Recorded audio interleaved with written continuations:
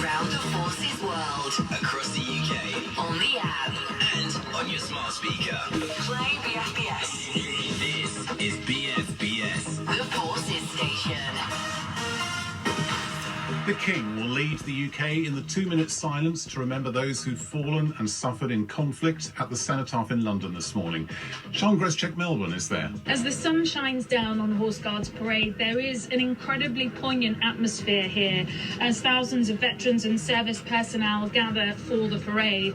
I'm just watching the many conversations taking place over a cup of tea or coffee. Many are reminiscing about past tours, remembering comrades. There are tight hugs and smiles at being reunited with friends whose bonds were forged in the toughest of times. And it's obvious just how much warmth is felt from being surrounded by those they may only see on this day every year. 10,000 veterans are expected to march today and are all wearing their medals proudly. Sian Greszczyk-Melbourne, BFBS Forces News, London. As well as marking 80 years since the end of the Second World War, it's also 25 years since the ban on gay, lesbian and bisexual people serving in the armed forces was lifted. Wing Commander Mark Abrahams says he had to lead a double life in the RAF until the ban was lifted. Although the law changed overnight in January 2000, you can't change the culture of an organisation overnight either.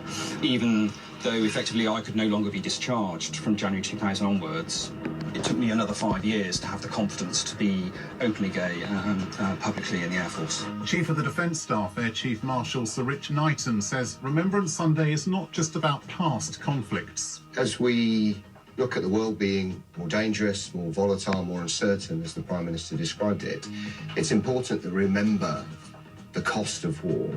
And I always reflect at this time of year with pride on the service of those who are in uniform today and the families that support them and bear their absence while they're on duty.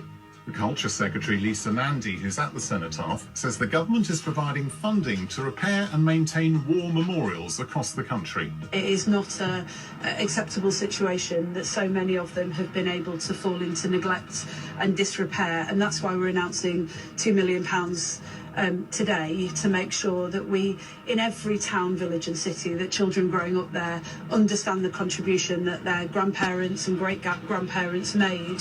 On the news now, Ukraine's foreign minister says Russia deliberately targeted substations that supply electricity to 2 nuclear power plants during airstrikes on infrastructure on Friday night. Andriy Sybiha says the attacks on the substations were well planned. And a man has been charged with attempted murder after a woman was stabbed in the neck in Birmingham. Jason Raphael, who's 21, will appear before magistrates tomorrow. The woman in her 30s was taken to hospital in a critical condition following the attack outside the Bullring shopping centre in Birmingham on Friday night. And that's the latest. I'm John Adderley.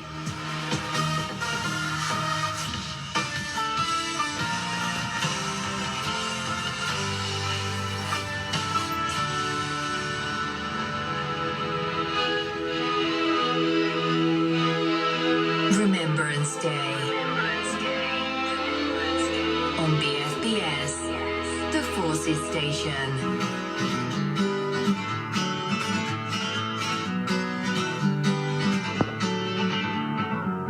Feel my way through the darkness, guided by a beating heart.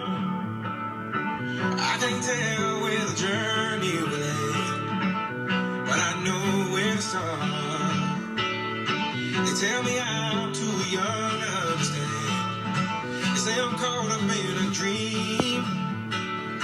Well, life will pass me by if I don't open up my eyes. So that's fine by